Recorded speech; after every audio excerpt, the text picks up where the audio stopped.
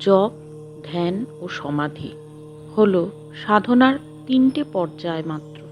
মহাপ্রকৃতি এই তিন পর্যায়ে সাধককে দিয়ে সাধনা করিয়ে নেন।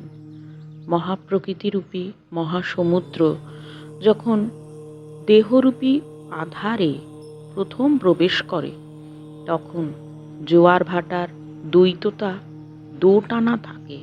এটি হল সংসারের সাধারণ প্রাথমিক অবস্থা, যেখানে হাজারো দ্বৈততা, সুখ দুঃখ, জীবন মৃত্যু, লাভ লোকসান, ভালো মন্দ, শ্বাস প্রশ্বাস ইত্যাদিতে ভর্তি।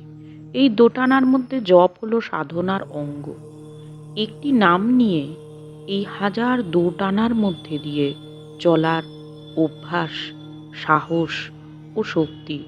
এইভাবে কিছুটা এগিয়ে গেলে দোটানা আর থাকে না, তখন এক প্রবাহ। এটি হলো সাধন ক্ষেত্রে ধ্যানের পর্যায়। তখন ইষ্টের সঙ্গে একটি একমুখী বা একটানা সম্পর্ক তৈরি হয়।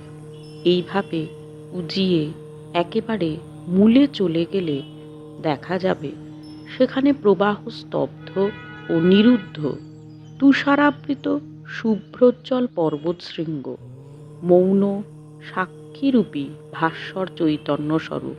এটি হলো সমাধির অবস্থা। মহাপ্রকৃতির কাজ সেখানে নিরুদ্ধ। শ্রীরামকৃষ্ণায় অর্পণমস্তু।